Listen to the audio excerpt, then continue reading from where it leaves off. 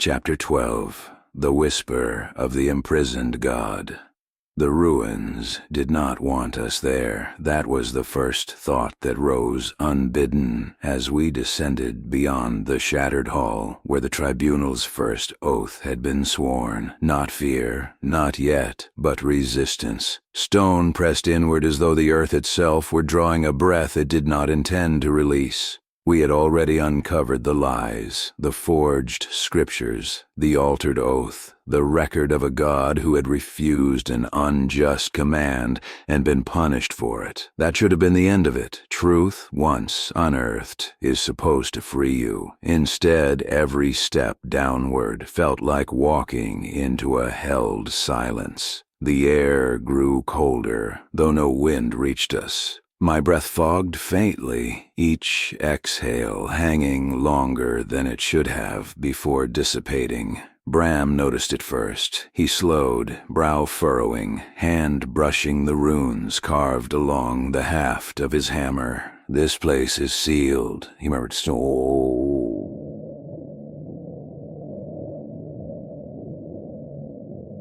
No, whatever. The binary forward, sealed, like a wound that never closed. Marin shot him a look. "That's not comforting." He gave a small, apologetic shrug. "Truth rarely is." The passage narrowed as we went. The walls uneven, ancient stone, fused with veins of pale light that pulsed weakly. Too weak to be active magic, too persistent to be dead. They reminded me of scars, old ones, the kind the body learns to ignore until the weather changes. Lisa walked close behind me, quieter than usual. Her fire, normally a restless presence at the edge of my awareness, was subdued, drawn inward, flickering low as a candle in a draftless room. When she noticed me watching, she shook her head slightly. "It's not scared," she whispered. "It's listening." That made my skin prickle. Caelan, ever the skeptic, had fallen back to the rear. He kept his bow unstrung, arrow fletching visible over his shoulder, eyes scanning not the walls, but the empty spaces between us, as though expecting something to step out of the gaps rather than the shadows. And Keth had gone quiet. For a man who usually filled space with his presence, silence sat on him strangely. His grip on the greytax was steady, but his gaze kept drifting toward the stone beneath our feet, lips moving soundlessly. I slowed until I was beside him. "You recognize this place?" He didn't look at me. "Not this place," he said. "The feeling. My tribe told stories of places like this, where truth was pinned down." Pinned. I swallowed. Null Star. At the name, the veins of light in the walls pulsed. Once. Everyone froze. It wasn't a flare. No surge of power, just a faint, synchronized response like a nerve twitch. Bram exhaled slowly. "That confirms it." Marin's jaw tightened. "Confirms what?" "That we're standing above something still alive." Alive. Not dormant. Not sealed away in death. Alive. The thought sent a tremor through me. Not fear, exactly, but recognition. A sense of proximity I had felt only once before, standing at the heart of Dawn's Spire during my final consecration, when Solon's presence had washed over me in blinding approval. This felt nothing like that. This felt restrained. We reached the end of the passage where the stone floor gave way to something older. Not carved. Grown. The chamber beyond was vast, its ceiling lost to darkness, the walls a latticework of ancient sigils half consumed by time. Chains of light, actual chains, thick as a man's torso, ran from the walls toward the center, converging on a shape I could not yet see. Every link hummed with suppressed power, and at their convergence, I stopped. My heart did not race. My breath did not hitch. Instead, something in me went very still. At the center of the chamber, suspended just above the ground, was a fracture in the world. Not a body, not a god in any form I recognized. A presence. A star-shaped void rimmed with dim radiance, its edges bleeding light, the way a wound bleeds heat. The chains did not bind flesh, they bound will, anchoring the fracture in place, forcing its gravity inward instead of outward. I knew, with a certainty that needed no explanation, that if those chains were gone, reality itself would have to renegotiate the space it occupied. Nullstar, the god who refused, the god who was punished for it, the god the tribunal had taught us to fear. Lisa's breath caught beside me. It's beautiful.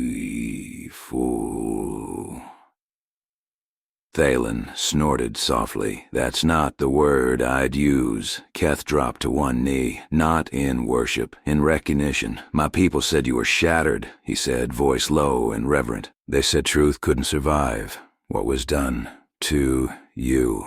The light at the fracture's edge flickered once, twice, then pain, and not mine, ours. It hit without warning, a pressure behind my eyes, so intense I staggered, catching myself against the stone. Images flashed, not visions, not prophecy, but memories forced outward. A god standing before the seven lights, refusing, a command issued. Not to destroy mortals, but to permit an injustice. A silence afterward, chains descending, the tribunal's predecessors rewriting scripture with shaking hands. I gasped, clutching my head. Caelan! Marin was at my side instantly. What is it?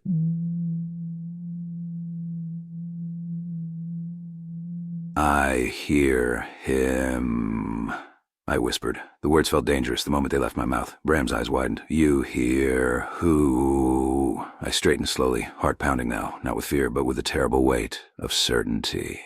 The voice that was missing, I said. The one that never commanded, only resisted. The pressure intensified, then focused, narrowing, honing, until it was no longer pain but attention, and then a whisper, not aloud, not in my mind, somewhere deeper. A pure heart hears me. The voice was faint, threadbare, stretched thin by time and restraint, but it was unmistakably real. I fell to my knees, not because I was commanded, because my body could no longer carry the weight of what I was hearing. I'm here, I said hoarsely, unsure who I was speaking to, Nullstar, myself, or the silence that had haunted me since Dawn's Spire. I hear you. The chains shuddered. Lisa cried out softly, clutching her chest. The flame, it's reacting like it recognizes him.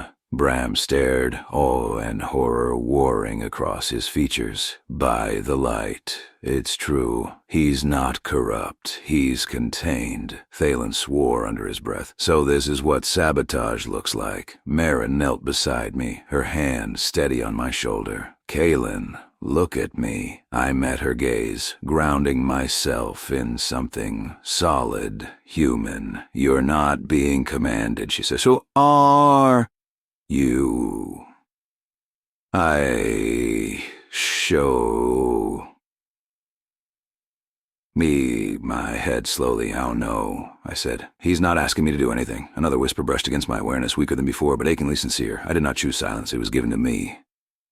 Tears burned at the corners of my eyes. All my life I had believed silence meant judgment, abandonment, failure. Now I understood silence could also mean resistance. The chamber trembled, not violently, but enough to send dust cascading from the walls. One of the chains flickered, its light dimming for a heartbeat before stabilizing. Something's changing, Lisa said urgently. The seal, it's reacting to him. To Caelan, Bram corrected quietly. Every eye turned to me. The weight of it settled like armor I had never asked for. I looked back at the fracture, at the bound god who had refused to lie, who had paid for it with centuries of imprisonment. And for the first time since this journey began, the truth crystallized with brutal clarity. Solon had not lied because he was cruel. He had lied because he was afraid of what would happen if more paladins learned they could refuse. Afraid of the god who proved it was possible. The whisper came again, barely audible now. You were not meant to hear me, but you chose to listen. I closed my eyes, and in that moment I understood that this was no longer about obedience or rebellion. It was about witness, and witnesses, once they see the truth, cannot pretend they didn't. The whisper did not fade. It receded, yes, like a tide pulling back from shore, but it left something behind. A pressure, a presence, a sense of being regarded not as a tool or a vessel, but as a question, still unanswered. The chains dimmed again, their glow uneven now, as if the effort of responding had cost them something. Fine cracks spidered through the light-bound links, not enough to break them, but enough to prove they were no longer whole. Bram was the first to move. He approached the nearest chain cautiously, hand hovering just short of contact. This binding wasn't meant to last forever, he said softly. It was meant to outlive memory. That's different. Caelan snorted, meaning whoever did this assumed no one would ever come looking. Keth rose from his knee, jaw clenched, or that anyone who did wouldn't listen. The weight of that settled heavily in my chest. Listening, that was the difference. I pushed myself to my feet, legs unsteady. The moment I stood, the pressure returned. Not painful, but intimate, like standing too close to a great fire, not touching it, but fully aware that it could touch you if it chose. I swallowed. Can you hear me? I asked. Not aloud, but inward, unsure how to shape the thought. For a long moment, there was nothing. Then, hearing is not the same as speaking. The response brushed against my awareness, like a hand through water, distorted by distance and resistance. It carried no authority, no command, only effort. My breath hitched. Then, can you understand me? A pause, longer this time. I understand choice. That is why I was bound. Merrin sucked in a sharp breath beside me. You heard that too, didn't you? She whispered. I nodded slowly. He's not speaking to me, I said. He's answering.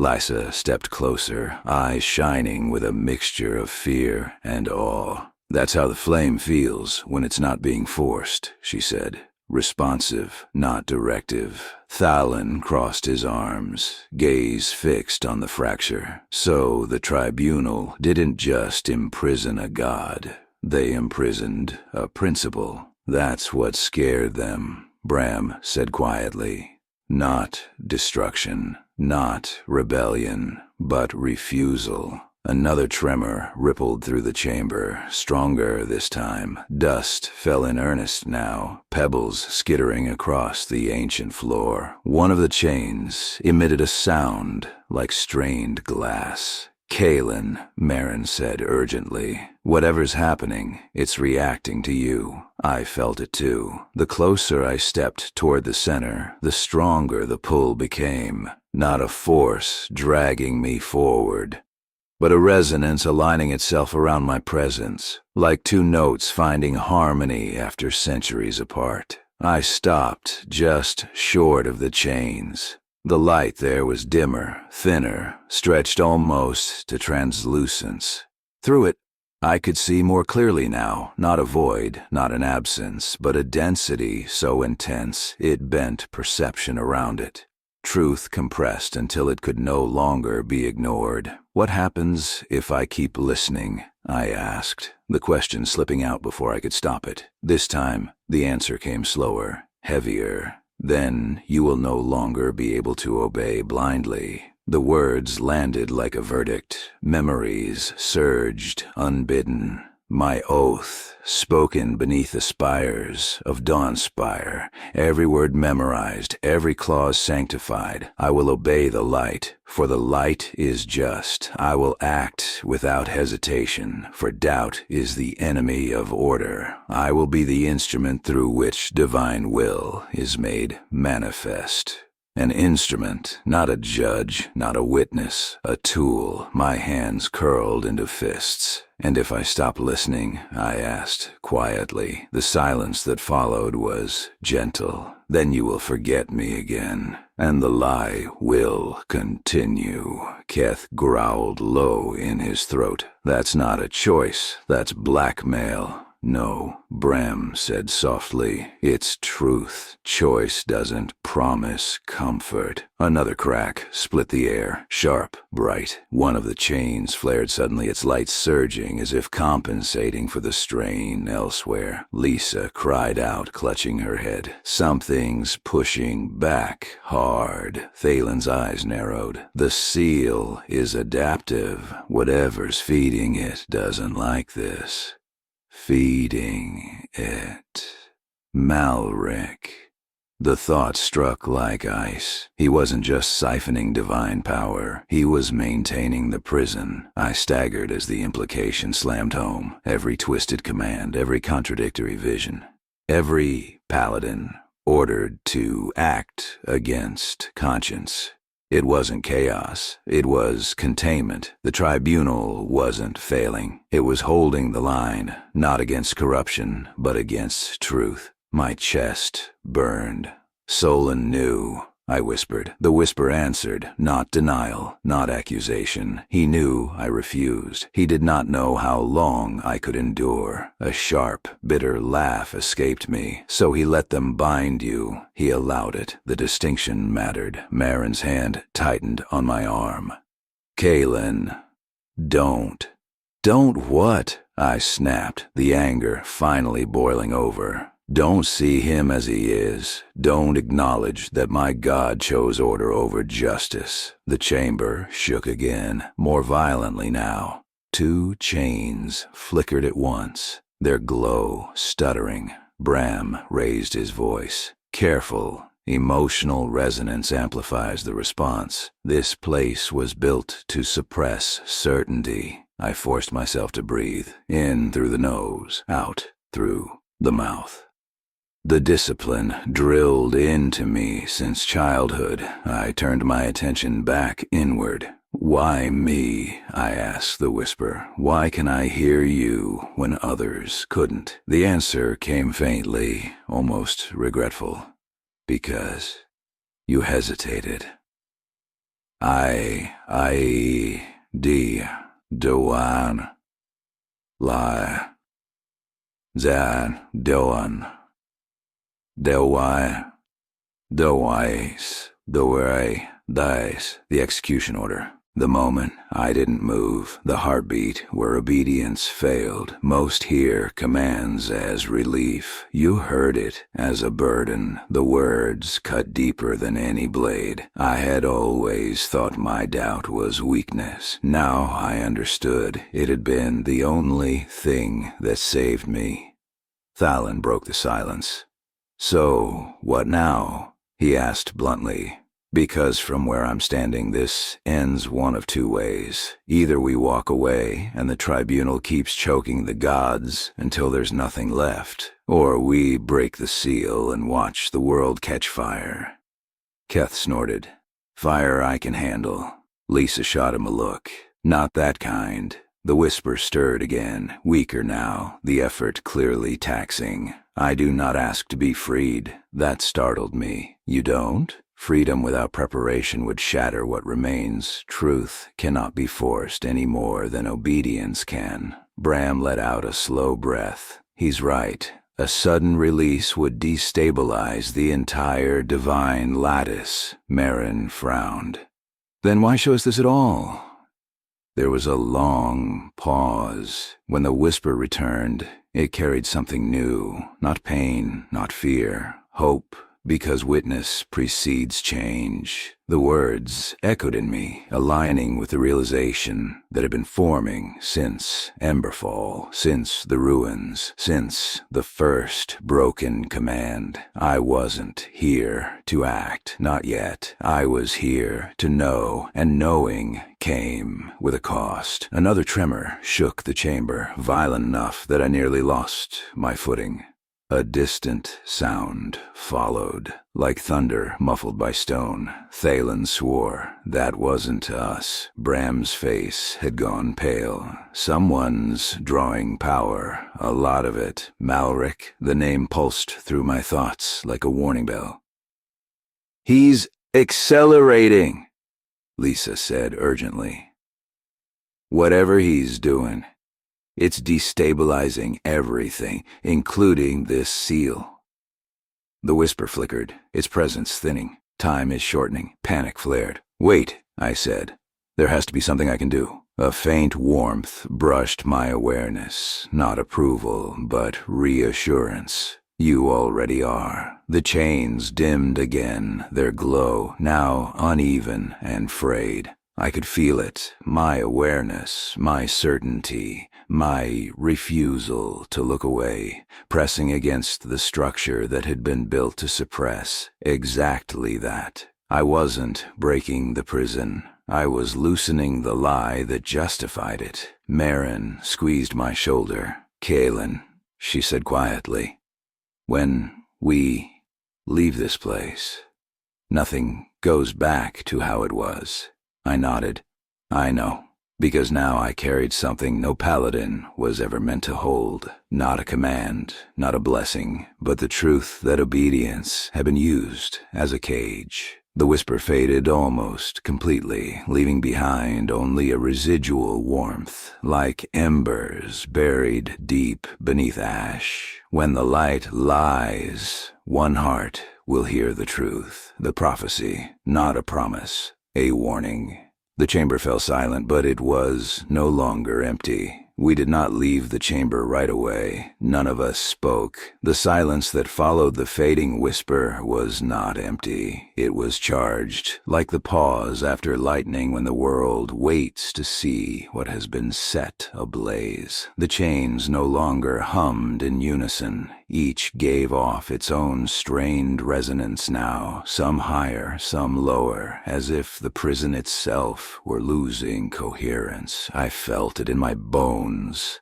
Not power, responsibility. Merrin was the first to break the stillness. "We can't stay," she said quietly, practical as ever. "If Malric is drawing this much energy, this place won't stay hidden for long." Caelan nodded. "And if he knows what's down here." "He does," I said. They all turned to me. "I don't know how," I continued, choosing my words carefully, "but whatever he's doing, whatever ritual he's accelerating, it's tied to the seal. He's not just draining Solon, he's anchoring the lie that keeps Nullstar contained." Bram closed his eyes, jaw tightening, "which means if the seal fails abruptly, the divine structure collapses," Lisa finished softly. "Not just the tribunal. Everything built on enforced obedience." Keth huffed.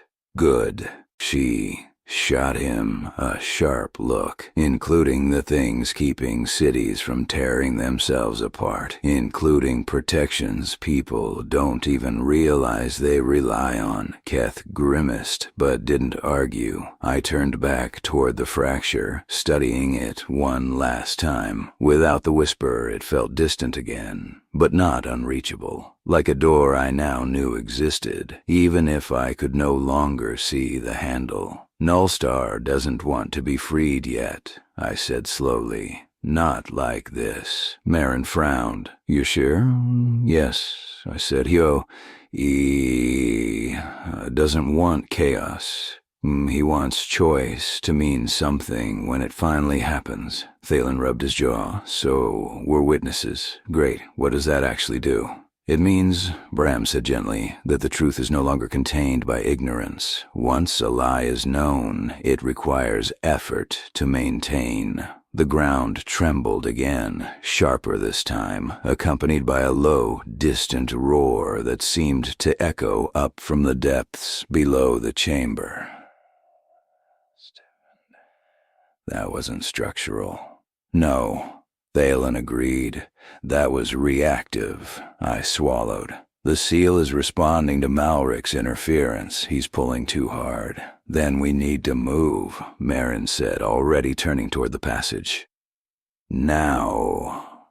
We retraced our steps quickly, boots scraping stone as dust continued to rain from above. The narrow corridor seemed tighter than before, the veins of light in the walls flaring sporadically now, their glow erratic and unstable. As we climbed, the pressure behind my eyes returned, not the whisper, but something like aftershock, residual awareness. I could feel the divine stream now, not as a voice, but as tension, stretched thin in multiple directions at once. Bram noticed my stagger. Easy, he murmured, steadying me. Your connection hasn't closed. I laughed weakly. I don't think it ever will. We emerged into the upper ruins just as another tremor rocked the structure, this one violent enough to send a chunk of ceiling crashing down where we'd been moments before. Keth let out a low whistle. Your god prison doesn't like being ignored.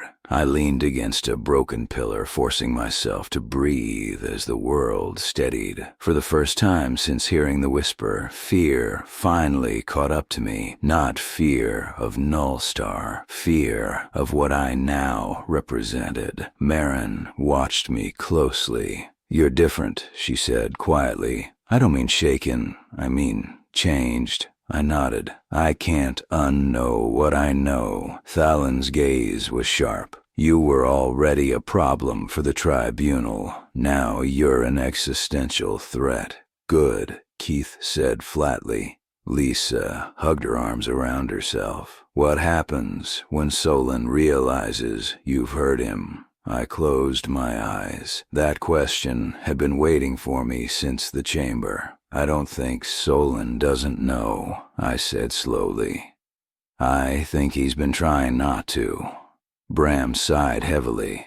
Avoidance masquerading as wisdom, a common failing even among gods. Another rumble echoed through the ruins, followed by a sensation that made my stomach drop. The light, what remained of it, lurched, not faded, shifted, like a structure losing a load-bearing pillar. Caelan cursed. That felt global. Lisa nodded, eyes wide. Someone just lost their channel. My heart clenched.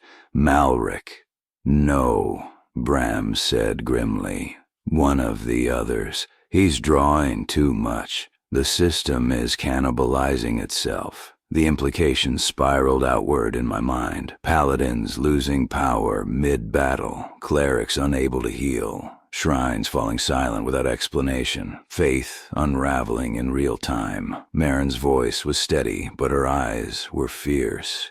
We can't outrun this anymore, Caelan. I know. What's the plan? I opened my mouth and stopped. Because for the first time since I took my oath, I realized something terrifying. I had no command to follow, no prophecy to fulfill, no divine instruction to justify what came next. Only conscience, only judgment, only choice. The whisper echoed faintly in memory. Witness precedes change. I straightened, feeling the weight of their gazes on me. Not reverent, not obedient, but expectant. We go back, I said. Caelan blinked. Back where? To the tribunal, I said. Not to beg. Not to fight.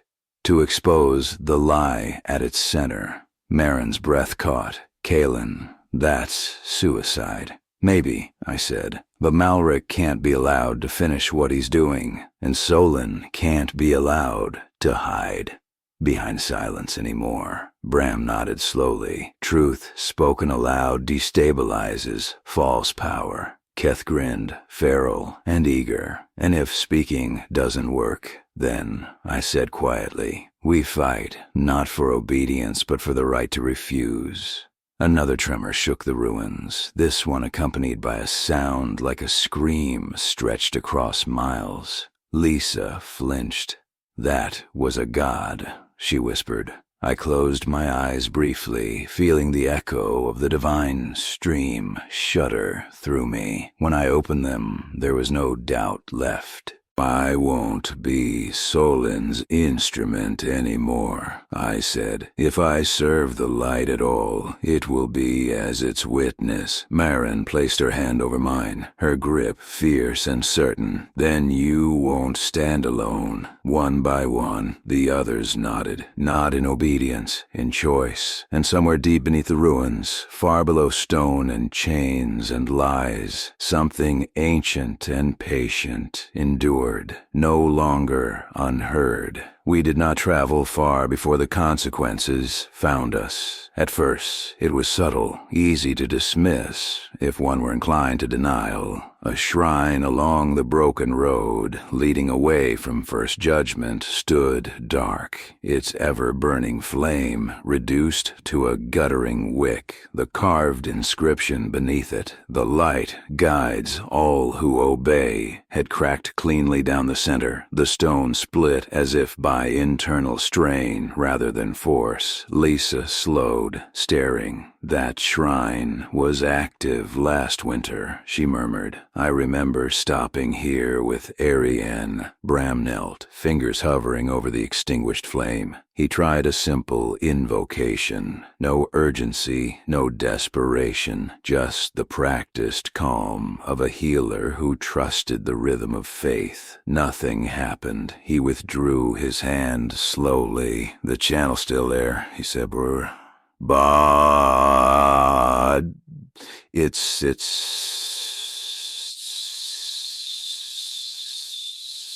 empty," Keth snorted. "Good riddance." "No," Bram said firmly. "This wasn't corruption, this was dependency. I felt it too, the absence like a pulled tooth, the ache lingering even after the pain faded." The light had not vanished. It had withdrawn.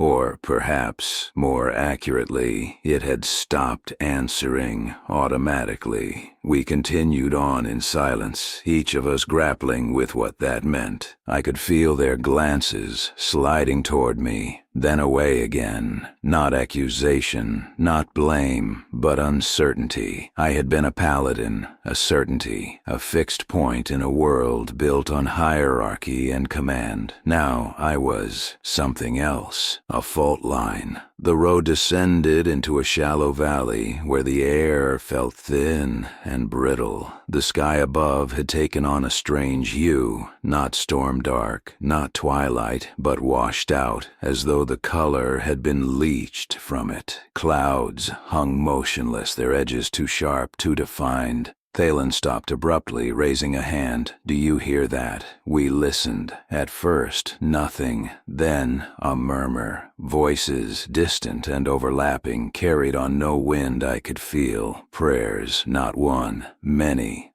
all at once. I staggered as the sound pressed in, not through my ears, but through the same inner space where the whisper had been. Unlike Nullstar's presence, this was chaotic, raw, unfiltered need, spilling into a divine stream no longer equipped to sort or soften it. Lisa cried out, dropping to one knee. "It hurts," she gasped. "They're reaching for something that isn't answering the way it used to." Marin grabbed her, steadying her. "Where is it coming from?" "Everywhere," Bram said grimly. This is what happens when people are taught to obey instead of understand. When the structure falters, they don't know how to stand. The prayers surged again, louder now, more desperate. I clenched my jaw, forcing myself to remain upright as the noise battered at my awareness. Somewhere in the din, I recognized familiar cadences, tribunal liturgies, rote invocations, words spoken, without thought for generations, and beneath them all, fear. This was the cost, not punishment, not divine wrath, the sudden absence of certainty. I pressed a hand to my chest, breathing hard. "This is my fault." Marin shook her head sharply. "No. This is the consequence of a lie lasting too long. But I tipped it, I insisted, by listening, by refusing." She corrected fiercely. "Don't you dare turn this into another command. You failed to obey." The words hit harder than she likely intended. I looked at her, really looked, and saw the truth of it etched into her expression. She had lived with the aftermath of obedience. She would not let me drown in the guilt of refusal. The prayers ebbed slowly, fading into a low, constant hum, still present, but no longer overwhelming. Caelan exhaled. "That's going to keep happening." "Yes," Bram said, "until people learn a different way to reach for the light." Keth glanced at me sidelong. "Sounds like a lot of work." I let out a humorless laugh. "It always was. We just pretended otherwise. We made camp that night in the shadow of a broken watchtower. Its upper half collapsed long ago." "No fire," Lisa said. The flame reacted poorly to the ambient instability, flaring too bright, too fast. "Instead, we sat in the dark, the stars above dimmer than they should have been. I took first watch, alone. The others didn't argue. I sat with my back against cold stone, sword laid across my knees. For the first time since taking my oath, I did not feel watched, and for the first time, that absence did not feel like abandonment. It felt like space. I tried to pray, not the tribunal's words, not the oaths, just me. "I don't know what I'm doing," I whispered into the night. "I don't know if I'm right, but I won't lie to myself again." No answer came, but the silence did not accuse me. I thought of Solon then, not as the radiant ideal of my training, but as he truly was, diminished, constrained, complicit in a lie he could not undo without risking everything built upon it. I did not hate him. That realization surprised me. I felt sorrow for a god who had chosen safety over truth, for an order that had confused obedience with virtue, for myself, for how eagerly I had accepted certainty in exchange for conscience. The whisper did not return, but something else did, a memory, not imposed, not prophetic. My first day at Dawnspire, standing before the altar, hands shaking, heart racing, the Justixar's voice ringing in my ears. "Doubt is the enemy of order." I had believed that. Now I understood the lie hidden inside it. Doubt was not the enemy. Unexamined obedience was. I rested my forehead against the stone, letting the truth settle where dogma once lived. I could not be what I had been. There was no path back to that innocence, but perhaps, just perhaps, there was a path through. When Marin relieved me at watch's end, she paused, studying my face. "You look different," she said softly. "Tired?" "Yes," I admitted, "but also clearer." She nodded once. "That's how it starts." I lay down beneath the fractured sky, staring up at stars that felt farther away than they ever had, and more honest for it. Tomorrow I would have to decide what it meant to be a paladin without obedience as my anchor. Tomorrow I would begin the crisis of faith. But tonight I allowed myself one final truth, whispered into the dark where no god could twist it into command. If the light was real, then it would survive being questioned.